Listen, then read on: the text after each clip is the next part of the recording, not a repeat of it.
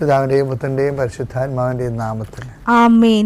അമ്മേ പരിശുദ്ധ അമ്മേ, അമ്മേ പരിശുദ്ധ ദൈവമാതാവേ, കൃപാസനത്തിലൂടെ ഞങ്ങൾക്കും ഞങ്ങളുടെ ദേശത്തിനും അമ്മ മധ്യസ്ഥം തേടി തന്ന എല്ലാ അനുഗ്രഹങ്ങൾക്കും കൃപകൾക്കും ഞങ്ങളിപ്പോൾ ഹൃദയം നിറഞ്ഞ നന്ദി പറയുന്നു. അമ്മേ പരിശുദ്ധമ്മേ, ദൈവമാതാവേ, 2004 ഡിസംബർ 7 ഉച്ചകഴിഞ്ഞ് 2:30 കൃപാസനത്തിൽ സംഭവിച്ച അമ്മയുടെ പ്രത്യക്ഷപ്പെടലിനെ കുറിച്ച് തിരുസഭയ്ക്ക് സമർപ്പിച്ചിരിക്കുന്ന പഠനരേഖകളുടെ മേൽ സഭാത്മകമായ പഠനം ആരംഭിക്കുവാൻ ഞങ്ങൾ പ്രാർത്ഥിക്കുന്നു. അമ്മേ പരിശുദ്ധമേ, ഭൂസ്വർലോകങ്ങളുടെ രാജ്ഞിയായ അങ്ങേയ്ക്ക് ഭൗമസംരക്ഷണത്തിനായി പ്രപഞ്ചപ്രകൃതിയെ തന്നെ തിരുസഭ പ്രതിഷ്ഠിക്കുവാൻ ഈ പ്രത്യക്ഷീകരണം വഴി ഇടയാക്കണമേ. പരിശുദ്ധമേ, ജപമാല മാതാവേ, സകല കൃപാസനം പ്രാർത്ഥനയോടും ചേർത്ത് ഞങ്ങളിപ്പോൾ പ്രാർത്ഥിക്കുന്ന ഈ കുടുംബത്തിന്റെ പ്രത്യേക നിയോഗം പറ മക്കളെ.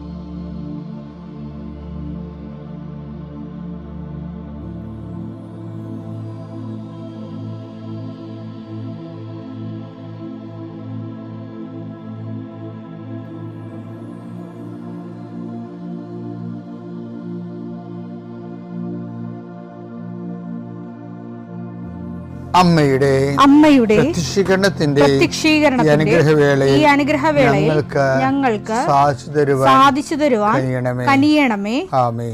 വിശ്വാസ പ്രമാണം. സർവശക്തനായ പിതാവും ആകാശത്തിന്റെയും ഭൂമിയുടെയും സൃഷ്ടാവുമായ ദൈവത്തിൽ ഞാൻ വിശ്വസിക്കുന്നു. അവിടുത്തെ ഏകപുത്രനും ഞങ്ങളുടെ കർത്താവുമായ ഈശോ മിശിഹായിലും ഞാൻ വിശ്വസിക്കുന്നു. ഈ പുത്രൻ പരിശുദ്ധാത്മാവിനാൽ ഗർഭസ്ഥനായി കന്യകാമറിയത്തിൽ നിന്ന് പിറന്ന് പൊന്തിയോസ് പീലാത്തോസിന്റെ കാലത്ത് പീഡകൾ സഹിച്ച് കുരിശിൽ തറയ്ക്കപ്പെട്ട് മരിച്ച് അടക്കപ്പെട്ട് പാതാളങ്ങളിൽ ഇറങ്ങി മരിച്ചവരുടെ ഇടയിൽ നിന്ന് 3-ാം നാൾ ഉയർത്ത് സ്വർഗത്തിലേക്ക് എഴുന്നള്ളി സർവശക്തിയുള്ള പിതാവായ ദൈവത്തിന്റെ വലതുഭാഗത്തിരിക്കുന്നു. അവിടെ നിന്ന് ജീവിക്കുന്നവരെയും മരിച്ചവരെയും വിധിക്കുവാൻ വരുമെന്നും ഞാൻ വിശ്വസിക്കുന്നു. പരിശുദ്ധാത്മാവിലും ഞാൻ വിശ്വസിക്കുന്നു.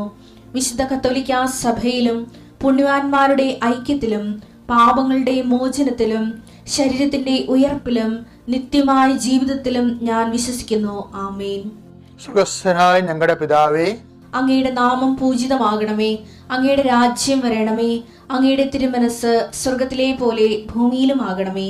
അന്നു വേണ്ടുന്ന ആഹാരം ഇന്ന് ഞങ്ങൾക്ക് തരണമേ. ഞങ്ങളോട് തെറ്റ് ചെയ്യുന്നവരോട് ഞങ്ങൾ ക്ഷമിക്കുന്നത് പോലെ ഞങ്ങളുടെ തെറ്റുകൾ ഞങ്ങളോടും ക്ഷമിക്കണമേ. ഞങ്ങളെ പ്രലോഭനത്തിൽ ഉൾപ്പെടുത്തരുതേ, തിന്മയിൽ ഞങ്ങൾ രക്ഷിക്കണമേ. ആമേൻ. നന്മ നിറഞ്ഞ മറിയമേ, സ്വസ്തി. കർത്താവ് അങ്ങയുടെ കൂടെ സ്ത്രീകളിൽ അങ്ങ് അനുഗ്രഹിക്കപ്പെട്ടവളാകുന്നു. അങ്ങയുടെ ഉദരത്തിൻ ഫലമായി ഈശോ അനുഗ്രഹിക്കപ്പെട്ടവനാകുന്നു. പരിശുദ്ധ മറിയമേ, തമ്പുരാന്റെ അമ്മേ, പാപികളായ ഞങ്ങൾക്ക് വേണ്ടി ഇപ്പോഴും ഞങ്ങളുടെ മരണസമയത്തും തമ്പുരാനോട് അപേക്ഷിക്കണമേ. ആമേൻ.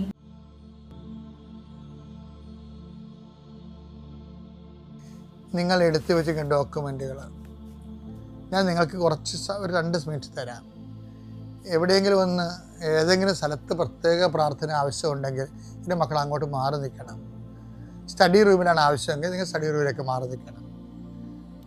അടുക്കളയിൽ നിന്നാണ് കലഹം പൊട്ടി പുറപ്പെടുന്നതെങ്കിൽ നിങ്ങൾ അടുക്കളയിലേക്ക് മാറി നിൽക്കണം. അച്ഛൻ പ്രാർത്ഥിക്കും. ഇപ്പം അടുക്കളയെ ആശീർവദിക്കും. എൻ്റെ മക്കളുടെ ഓഫീസിലാണ് കുഴപ്പമൊന്നുണ്ടെങ്കിൽ ആ ഓഫീസിൻ്റെ ഫോട്ടോ എടുത്ത് നിങ്ങൾ മുമ്പിൽ വെക്കണം. എന്നിട്ട് നിങ്ങളെ മനസ്സിൽ വിശ്വപ്രമാണം ചെയ്തുകൊണ്ടിരിക്കണം. ഏതെങ്കിലും വ്യക്തികളെ നിങ്ങൾക്ക് സങ്കടപ്പെടുത്തുന്നുണ്ടെങ്കിൽ മൊബൈലിൽ അവരുടെ ഫോട്ടോ ഉണ്ടെങ്കിൽ അത് എടുത്ത് വെക്കണം. നിങ്ങൾക്കറിയാം, ഞാനിങ്ങനെ പ്രാർത്ഥിക്കണത് എന്തിനാണെന്നറിയാം? കർത്താവ് എനിക്ക് തന്നൊരു വെളിച്ചമാണ്. എന്താണ്? ദൈവ സമസ്തവും അവൻ്റെ പാദത്തിൻ്റെ കീഴിലാക്കിയിരിക്കുന്നു. അതാണ് നമ്മൾ 1 കൊരിന്ത്യർ 15:26 ദൈവ സമസ്തവും അവൻ്റെ പാദത്തിൻ്റെ കീഴിലാക്കിയിരിക്കുന്നു. അപ്പം നമ്മുടെ അടുക്കളയും നമ്മുടെ വീട്ടുമൃഗങ്ങളും ഇപ്പം തൊഴുത്തിൽ എന്തെങ്കിലും പ്രസവമുണ്ട്, കന്നുകാലികൾ, ചിലപ്പോൾ അതുകൊണ്ട് ജീവിക്കാൻ. ഇപ്പോൾ കോഴി മുട്ട വിറ്റ് ജീവിക്കുന്ന പാവപ്പെട്ട അമ്മമാർ വഴിയുണ്ട്. അവർക്ക് ചിലപ്പോൾ ഇതൊന്ന് എപ്പോഴും ഇങ്ങനെ തൂങ്ങി കോഴിക്കുഞ്ഞുങ്ങൾ ചത്തുപോണവരുണ്ട്. പശുവും ആടുമൊക്കെ ഒന്നും പ്രസവിക്കാത്തതുകൊണ്ട് അത് വാഴുന്നില്ലെന്ന് പറയരുത്. അതുപോലെയുള്ള അവസ്ഥകളുള്ള അതൊക്കെ നിങ്ങൾ ആ സമയത്ത് അതിൻ്റെ അടുത്ത് പോയി നിന്നാണ് പ്രാർത്ഥിക്കേണ്ടത്. നിങ്ങളെ ഭീതിപ്പെടുത്തുകയും പ്രയാസപ്പെടുത്തുകയും ചെയ്യുന്ന അയൽവാസികളുണ്ടെങ്കിൽ അച്ഛൻ പ്രാർത്ഥിക്കുമ്പോൾ അവരെ ആശീർവദിച്ച് പ്രാർത്ഥിക്കണം. നിങ്ങൾ ശത്രുക്കളെ ആശീർവദിക്കുകയും ദ്രോഹിക്കുന്നവരെ ആശീർവദിക്കുക മാത്രമേ ചെയ്യാമെന്നുള്ള ഈശോ പറഞ്ഞത്. ഞാനിപ്പോൾ ഡോക്യുമെൻ്റ് പ്രാർത്ഥിക്കുകയാണ്. നിങ്ങൾ ഡോക്യുമെൻ്റ് കയ്യിലെടുക്കണം. എന്തെല്ലാം ഡോക്യുമെൻ്റാണെന്നറിയാം. പ്രമാണമുണ്ട്, പറ്റുചീട്ടുണ്ട്, കരവിചാരം അടക്കാൻ പ്രയാസമാണെങ്കിൽ അതിൻ്റെ രജിസ്റ്ററുണ്ട്, പിന്നെ നിങ്ങളുടെ പരീക്ഷ ഹോൾ ടിക്കറ്റുണ്ട്, നിങ്ങളുടെ സർട്ടിഫിക്കറ്റുകളുണ്ട്, ഇൻ്റർവ്യൂവിനുള്ള സർട്ടിഫിക്കറ്റുകളുണ്ട്, നിങ്ങളുടെ പാസ്പോർട്ടുണ്ട്, പുതുക്കേണ്ട പാസ്പോർട്ടുണ്ട്, നിങ്ങളുടെ ഇനി പുതുക്കി കിട്ടേണ്ട വിസ കോപ്പിയുണ്ട്. എല്ലാം കയ്യിലെടുക്കുക. എന്താണോ നിങ്ങളുടെ രേഖകൾ, നിങ്ങളുടെ ഇൻ്റർവ്യൂ കോൾ ഫോർ ചെയ്തിരിക്കുന്ന ലെറ്റേഴ്സ് ഉണ്ടാകും, അപ്പോയിൻമെൻറ്റ് ലെറ്റർ ഉണ്ടാകും. എല്ലാം കയ്യിലെടുക്കുക. കർത്താവിൻ്റെ വിശുദ്ധ രക്തം അതിലേക്കെല്ലാം ഇങ്ങനെ മഞ്ഞ് പെയ്യണ പോലെ പെയ്തിറങ്ങുന്ന സമയമാണ്. കർത്താവേ, അങ്ങയുടെ വിശുദ്ധ പൗരോഹിത്യത്തെ നീ മഹത്വപ്പെടുത്തണം. അങ്ങനെ മഹത്വപ്പെടുത്തുന്ന നന്ദി പറയുന്ന ഈശോയെ, സഭയിലുള്ള സാന്നിധ്യം പ്രകടമാക്കുന്നവരുടെ സ്വത്തിന് കർത്താവ്, എന്തോ ഒരു വലിയ അടയാളങ്ങളാണ് നീ പകൽ പോലെ വെളിച്ചത്തിൽ കാണിച്ചുകൊണ്ടിരിക്കുന്നത്. അങ്ങയുടെ മക്കളെ അങ്ങ് മറന്നിട്ടില്ല. അങ്ങയുടെ ജനത്തെ അങ്ങ് സന്ദർശിക്കുന്ന കണ്ണുനീരോടെ, ആനന്ദ കണ്ണീരോടെ ഞങ്ങൾ കാണുന്ന ഈശോയെ, ഞങ്ങൾക്ക് അങ്ങയ്ക്ക് വേണ്ടി സാക്ഷ്യം ചെയ്ത് ജീവിക്കണം. അങ്ങയുടെ വചനം കൈമാറി ജീവിക്കണം. അങ്ങയുടെ വിശ്വാസം കൈമാറി ജീവിക്കണം. കർത്താവേ, അങ്ങയുടെ മക്കൾക്ക് അടയാളം നൽകണമേ. ജീവിതത്തിൻ്റെ തകർന്ന നിമിഷങ്ങളിൽ പെട്ടിരിക്കുന്ന എല്ലാവരും, സമാധാനം ഇല്ലാത്തവർ, ഡൈവേഴ്സിന് കേസ് കൊടുത്തിരിക്കുന്നവർ, അത് ഒത്തുതീർക്കാൻ ആഗ്രഹിക്കുന്നവർ, കർത്താവ് അവരുടെ രേഖകൾ അങ്ങ് പരിശോധിക്കണമേ. കർത്താവ് ജഡ്ജ്മെൻറ്റ്, വീണ്ടും നീതിക്ക് വേണ്ടി പോരാടാൻ പോകുന്നവർ ആ ജഡ്ജ്മെൻറ്റ് സമർപ്പിച്ച് പ്രാർത്ഥിക്കുന്നു. അതെല്ലാം നിങ്ങളിപ്പോൾ കയ്യിലില്ലെങ്കിൽ മനസ്സിൽ ഓർത്താൽ മതി മക്കളെ. ഓരോരോ വിഷയങ്ങൾ, പരീക്ഷകൾ, ഇൻ്റർവ്യൂകൾ, ടെസ്റ്റുകൾ,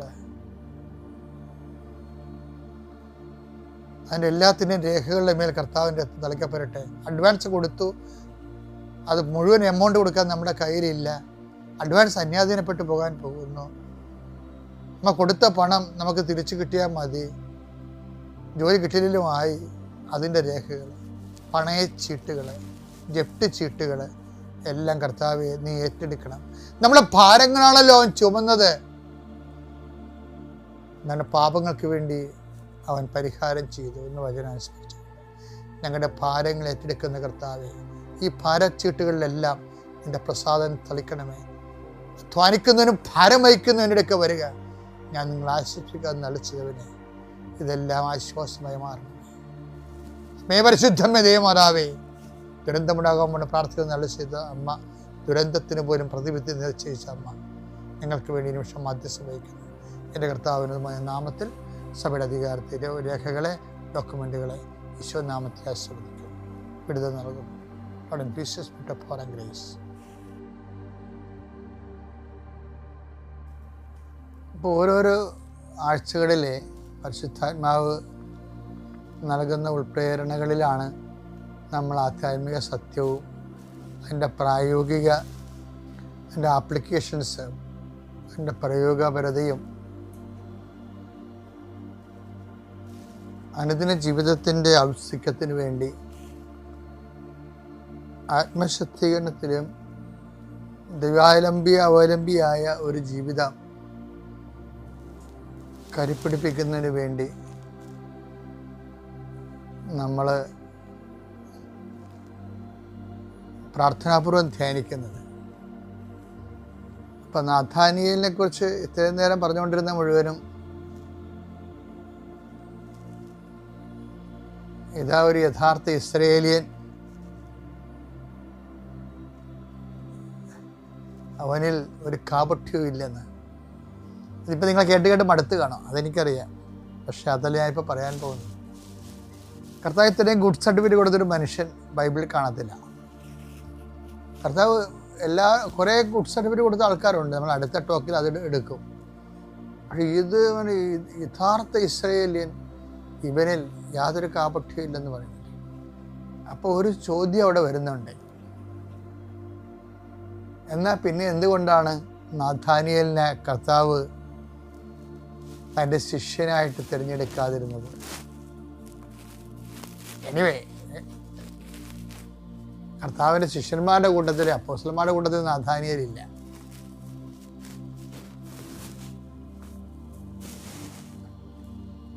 അപ്പോഴേ കാപട്യമില്ലാതെ ജീവിച്ചത് കൊണ്ട് മാത്രം കർത്താവിൻ്റെ ശിഷ്യത്വത്തിൽ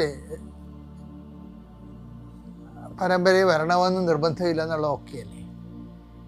എന്നുവെച്ചാൽ കാപട്യം നിങ്ങൾ ചെയ്ത് കൂട്ടണമെന്നല്ല അർത്ഥം. കാപട്യം നിലനിൽക്കണമെന്നല്ല, കാപട്യത്തിന് ലൈസൻസ് ഒപ്പിച്ചെടുക്കുകയല്ല. മറിച്ച് ശിഷ്യത്വം അതിനേക്കാൾ ഗൗരവതരമായ ചില മൂല്യങ്ങൾ നമ്മുടെ ശ്രദ്ധയിൽപ്പെടുന്നുണ്ട്. കാപട്യം ഉണ്ടായില്ലെങ്കിലും എന്താണ്, കർത്താവിൻ്റെ മനസ്സിന് ഇണങ്ങണം. അത് പ്രധാനപ്പെട്ട കാര്യമാണ്. നമ്മുടെ മുമ്പിലുള്ള ഇപ്പം പ്രാർത്ഥിക്കുന്നവരാണ് നമ്മൾ, വിശ്വസിക്കുന്നവരാണ് നമ്മൾ, ഉടമ്പടിയെടുത്ത് ജീവിക്കുന്നവരാണ് നമ്മൾ. പക്ഷെ എങ്കിലും അവിടെ വരണത്, നീ ഉടമ്പടിയെടുത്താലും എങ്ങനെ ജീവിച്ചാലും ഒരു കാര്യം നീ ശ്രദ്ധിക്കണം. എന്താണ്? കർത്താവിൻ്റെ മനസ്സിന് ഇണങ്ങണം. നടപടി 13:22. ജെസ്സയുടെ പുത്രനായ ദാവീദിൽ, ഫസ്റ്റ് പാർട്ടിയാണല്ലോ അറിയാം. ജെസ്സയുടെ പുത്രനായ ദാവീദിൽ എൻ്റെ ഹൃദയത്തിനിണങ്ങിയ ഒരു മനുഷ്യനെ ഞാൻ കണ്ടെത്തിയിരിക്കുന്നു. നീ നീ ആരായാലും ഞാൻ ആരായാലും ദൈവത്തിൻ്റെ മനസ്സിന് ഇണങ്ങണം. ഞാൻ ഓർക്കും, ഈ ദാവീദിന് ഇത്രയും മനസ്സിന് ഇണങ്ങാൻ ഉണ്ടായ കാരണങ്ങൾ എന്താണ്? ഒത്തിരി കാരണങ്ങളുണ്ടെങ്കിലും ദാവീദ് തൻ്റെ കൈവിട്ടുപോയ ഒരു ജീവിതം ഉണ്ടല്ലോ, അത് നിങ്ങൾക്കറിയാം. ഞാനത് വിശദീകരിക്കേണ്ട കാര്യമില്ല. തൻ്റെ കയ്യിൽ നിന്ന് ജീവിതം കൈവിട്ടു പോകുന്നെന്ന് കണ്ടപ്പോൾ അദ്ദേഹം ആ കൈവിട്ടു പോണ ജീവിതത്തെക്കുറിച്ചല്ല പറഞ്ഞത്. കർത്താവ് കൈവിട്ടു പോകരുതെന്നുള്ള കണ്ണീരോടെയുള്ള പ്രാർത്ഥനയാണ്. എന്താണ്? എൻ്റെ കയ്യിൽ നിന്ന് വല്ലാത്ത അബദ്ധങ്ങൾ സംഭവിച്ചു, എനിക്ക് ഈ അവസ്ഥയിൽ ഒന്നേ പറയാനുള്ളൂ. എന്താണ്? അങ്ങയുടെ തിരുസന്നിധിയിൽ നിന്ന് എന്നെ തള്ളിക്കളയരുത്. അതൊരു ചങ്ക് നുറുങ്ങിയൊരു പ്രാർത്ഥനയാണ്. ആ പ്രാർത്ഥന ദൈവം കേട്ടതിൻ്റെ ഭാഗമായിട്ടാണ് ഹൃദയം തകർന്നവർക്ക് കർത്താവ് സമീപസ്ഥനാണെന്ന് പറയുന്നത്.